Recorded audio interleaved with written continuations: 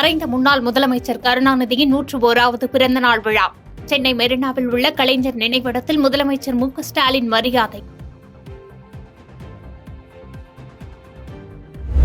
வாக்கு எண்ணும் மையங்களில் 24 மணி நேரமும் தடையில்லா மின்சாரம். உரிய நடவடிக்கைகளை மேற்கொள்ள அதிகாரிகளுக்கு மின் வாரியம் உத்தரவு. தேர்தலுக்கு பிந்தைய கருத்து கணிப்புகளால் புதிய உச்சத்தை எட்டிய பங்கு சந்தை. சென்செக்ஸ் 76,000 புள்ளிகளை கடந்தது. வர்த்தகம். கர்நாடகா ஆந்திராவில் 3 நாட்களில் தொடங்குகிறது தென்மேற்கு பருவமழை. தமிழ்நாட்டில் அடுத்த 5 நாட்களுக்கு மழைக்கு வாய்ப்புள்ளதாக இந்திய வானிலை ஆய்வு மையம் தகவல். நாய்களை குழந்தை என்பவர்கள் அவை மற்றொரு குழந்தையை கடிப்பது நியாயமா என கூற வேண்டும். செல்ல பிராணிகளை வளர்ப்பவர்கள் பொறுப்புடன் இருக்க வேண்டும் என்று சென்னை மாநகராட்சி ஆணையர் ராதாகிருஷ்ணன் அறிவுறுத்தல்.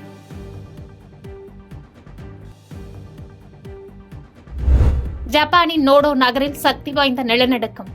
கட்டடங்கள் குலுங்கியதால் வீடுகளை விட்டு வெளியேறிய மக்கள். சென்னையிலிருந்து புறப்பட இருந்த இண்டிகோ விமானத்திற்கு வெடிகுண்டு மிரட்டல். மோப்பநாய் உதவியுடன் வெடிகுண்டு நிபுணர்கள் தீவிர சோதனை. தேர்தல் ஆணையம் வழிகாட்டுதலின்படி தபால் வாக்குகள் முதலில் எண்ணப்படும். சென்னை மாவட்ட தேர்தல் அலுவலர் ராதாகிருஷ்ணன் விளக்கம். கனமழை காரணமாக அசாம் மாநிலத்தில் உயிரிழந்தோர் எண்ணிக்கை 14ஆக உயர்வு. 13 மாவட்டங்களில் உள்ள 564 கிராமங்களை வெள்ளம் சூழ்ந்துள்ளதாக தகவல். சென்னையில் ஆபரண தங்கத்தின் விலை சவரனுக்கு 352 ரூபாய் குறைந்து 53,328 ரூபாய்க்கு விற்பனை. 1 கிராம் தங்கம் 6,666 ரூபாய்க்கு விற்பனையாகிறது. வெப்ப அலை மற்றும் புயலின் தாக்கத்தால் வடகிழக்கு மாநிலங்களில் ஏற்பட்டுள்ள பாதிப்புகள் தொடர்பாக பிரதமர் மோடி ஆலோசனை. மீட்புப் பணிகள் மற்றும் நிவாரண உதவிகள் தொடர்பாக உயரதிகாரிகளுடன் விவாதித்ததாக தகவல். ஒரு மாத கால விடுமுறை முடிந்து இன்று முதல் முழு அளவில் செயல்படுகிறது சென்னை உயர்நீதிமன்றம். இன்று முதல் பொதுநல வழக்குகளை பொறுப்பு தலைமை நீதிபதி மகாதேவன் அமர்வு விசாரிக்கிறது. கள்ளக்குறிச்சி, திருப்பத்தூர் உள்பட பல்வேறு மாவட்டங்களில் பலத்த மழை. சென்னை சுற்றுவட்டாரத்திலும் மழை பெய்ததால் தணிந்தது வெப்பம். கர்நாடகாவில் தென்மேற்கு பருவமழை தீவிரம். காவிரியில் தமிழகத்திற்கான நீர்வரத்து அதிகரிப்பு. தலைநகர் டெல்லியில் தொடரும் தண்ணீர் தட்டுப்பாடு. லாரிகளில் விநியோகிக்கப்படும் நீரை வாங்க நீண்ட வரிசையில் காத்திருக்கும் மக்கள்.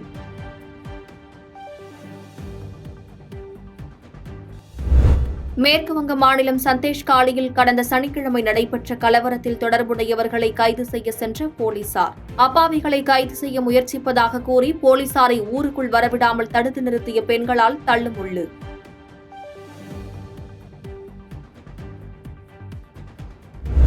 இந்தோனேஷியாவில் மீண்டும் வெடித்து சிதறியது எரிமலை. மணல் கலந்த சாம்பல் மழை தொடர்வதால் மக்கள் பாதிப்பு.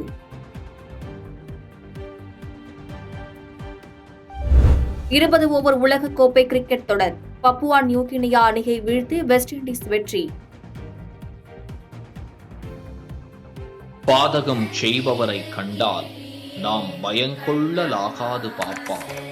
மோதி மிதித்து விடு பாப்பா, அவர் முகத்தில் உமிழ்ந்து விடு பாப்பா. அண்மை செய்திகளை உடனுக்குடன் தெரிந்து கொள்ள இணைந்திருங்கள் இயம்நாடு தொலைக்காட்சியுடன்.